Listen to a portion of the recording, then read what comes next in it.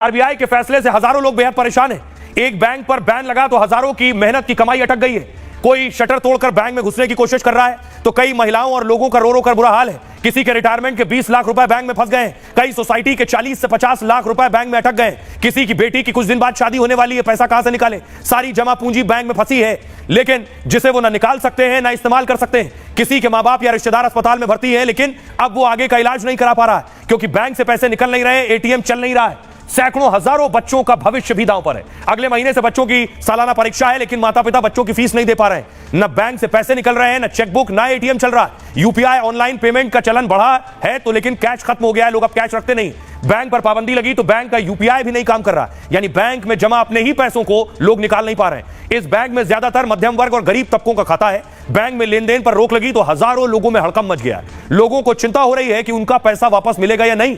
ग्राहकों की परेशानी और नाराजगी देखते हुए पुलिस लगा दी गई है। सुनिए जरा, लोगों में नाराजगी और गुस्सा भी है, परेशान भी है, बेबस भी है। करें तो क्या करें, सुनिए। कोई बता रहा नहीं पैसा कब मिलेगा, कैसे मिलेगा। खाली लॉकर वालों को सोना दे रहे हैं, बस जमा करके घर काम करके पेट मार के हम लोग जमा करते हैं। हमको पैसा मिलना चाहिए। पैसा ये करता है, काम करके मेहनत करके कमाता है, 2 रुपया 3 रुपया जमा करता है, ये ऐसा भागने का जमा करेगा क्योंकि हमारा पूंजी सब उसके ऊपर पड़ेला है। लेके जाओ, हमको लॉकर में लेके जाना, किधर लेके जाना लेके जाओ। कम से कम उधर तो दाल भात खाएंगे, तो यहाँ से कहाँ से खाएंगे हम लोग? पूरा पैसा बैंक में है, जीपे नहीं कल से हो रहा है, बच्चों का फी नहीं जा रहा है, तो हम करेंगे क्या? मेरे पैसे अटके हुए, मेरी माँ हॉस्पिटल में, मैं क्या उसको मरने दूं?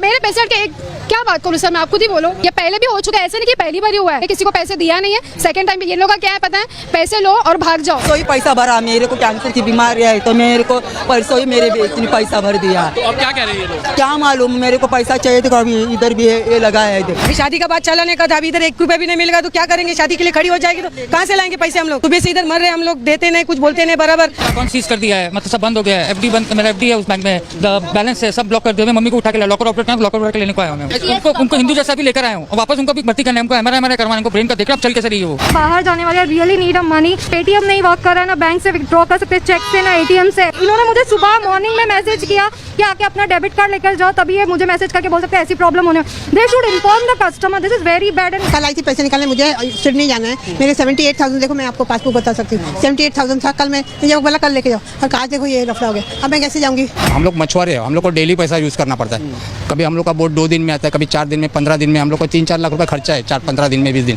तो पैसा कहाँ से लाएंगे? कभी नहीं रहेगा तो बिजनेस कैसा करेगा? 1000 कभी 15,000 ऐसा भरते हैं। हम घर काम करते हैं सर, तो हम लोगों को थोड़ी पता है। अभी इधर आता है भरता है लोग, हम लोग किस लिए भरता है? अपनी सेफ्टी के लिए भरता है। बैंक में विश्वास करके पैसा भरते हैं, ऐसा करेगा नहीं चलेगा। हमारा गरीब का पैसा है हम लोग का। आपका लॉकर है? कुछ बात हुई आपकी किसी से, बता रहे हैं? मुझे मालूम है, I was going for a walk, I just came। मेरी मेड ने बोली कि जाओ देखो उधर क्या भीड़ है, so I just came, I never knew only। समस्या हो गई हमारा, हमको पहले से इन्फॉर्म नहीं किया। हमारे तो यहाँ पे सब कुछ है, एफडी है, करंट अकाउंट है, सेविंग, सब कुछ इसके अंदर ही है। कहीं और बैंक में हमारा अकाउंट ही नहीं है, उनको पहले इन्फॉर्म करना चाहिए। आज हमको 30 साल से इसमें आ रहे हैं, 30 साल हो गए मैं इसमें आ रहा हूँ। आइए मैं आपको बताऊं कि आखिर क्या नौबत आ गई कि बैंक बंद करना पड़ गया। इसके पीछे वजह क्या है? आरबीआई ने न्यू इंडिया कोऑपरेटिव बैंक को बैन कर दिया। 57 साल पुराना यह बैंक महाराष्ट्र, गुजरात में खूब चलता था। बैंक का जो हेड ऑफिस है, मुख्यालय मुंबई में है और देश भर में इसकी 26 ब्रांच है। इस सहकारी बैंक में लोगों के कुल 2,436 करोड़ रुपए जमा, लेकिन बैंक के ग्राहक अब अपना पैसा नहीं निकाल सकते। आरबीआई ने बैंक पर नया लोन देने या लोन रिन्यू पर रोक लगा दी। बैंक में किसी तरह का पैसा जमा करने या एफडी पर भी बैन लगा दिया है। न्यू इंडिया कोऑपरेटिव बैंक किसी तरह का निवेश नहीं कर सकता है, अपनी संपत्ति बेचकर पैसे जुटाने का फैसला भी नहीं ले सकता है। बैंक की खराब हालत के चलते आरबीआई ने कड़ा कदम उठाया है। 2023 में इस बैंक को 30 करोड़ 75 लाख रुपए का घाटा हुआ था। 2024 में बैंक को करीब 23 करोड़ का घाटा हुआ। आरबीआई ने कहा कि बैंक पर पाबंदी फिलहाल 6 महीने के लिए है। अगर बैंक की हालत नहीं सुधरती है तो इसे और आगे बढ़ाया जा सकता है। तब तक एनआईसीबी बैंक के बोर्ड को भी भंग कर दिया गया है, लेकिन बैंक का न लाइसेंस रद्द किया है न इसे बंद किया है। आइए अब आपको सुनवाता हूं, सुनिए क्या कुछ कह रहे हैं अखिलेश यादव और महाराष्ट्र के CM Devendra Fadnavis. Cooperative university बनने जा रही है और कोऑपरेटिव में मुझे नहीं पता है कि किस कारण वो घटना हुई होगी जहां पर अकाउंट, लेकिन सच्चाई ये है कि आपके पैसे की कीमत नहीं बची है। जो लोग अगर रिबेट भी दे रहे हैं या आपके 12 लाख पर कर रहे हैं, तो बताओ महंगाई क्या है? अगर महंगाई कम कर देते तो शायद सबको लाभ मिलता। जब कोई बैंक खराब परफॉर्मेंस करती है, जब उसके जो एसेट्स होते हैं वो डिप्लीट होते हैं, तो आरबीआई इस प्रकार के प्रतिबंध लगाती है, उस पर इंक्वायरी करती है। अभी मेरे पास इसकी पूरी जानकारी नहीं है, लेकिन इसकी जो प्राथमिक जानकारी है उसके आधार पर मैं कहना चाहता हूं कि निश्चित रूप से आरबीआई ने जो कार्रवाई की है वो सोच समझ कर ही की होगी। अब सवाल यह है कि ये क्या दूसरे बैंकों में भी हो सकता है। देख रहे हैं लोग लाइनों में लगे हैं। अगर कोई बैंक वाकई बंद हो जाता है और आपका पैसा जमा है तो बैंक के ऊपर क्या लायबिलिटी है, कितना पैसा वो वापस कर सकता है, करेगा भी या नहीं करेगा, और करेगा तो कितना करेगा, ये आपको बताता हूं। यह बैंक में कैश जमा होता है आपका, और आप जाते हैं कैश काउंटर पर, कैशियर से पैसा लेते हैं या एटीएम से निकालते हैं।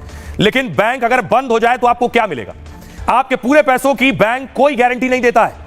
बैंक में जमा सिर्फ 5 लाख रुपए तक की गारंटी है।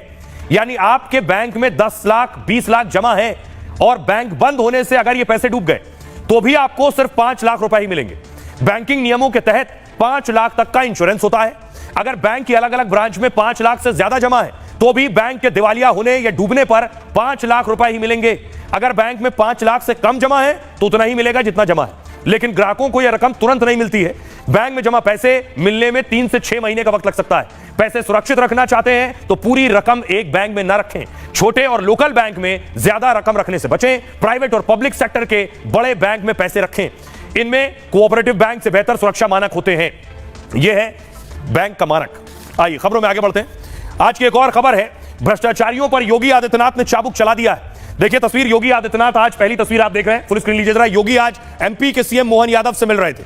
दोनों की मुलाकात हुई और एमपी के सीएम ने मानो योगी का वेलकम किया हो और यह भी कहा कि योगी का जो शासन तंत्र है और न्याय व्यवस्था है उसी के पदचिन्हों पर बाकी भी चल रहे हैं। अगली तस्वीर आपको दिखाऊं, ये आप देख रहे हैं 4 एनकाउंटर यूपी में हुए हैं। गाजियाबाद, मथुरा, नोएडा और बागपत की तस्वीरें आप देख रहे हैं।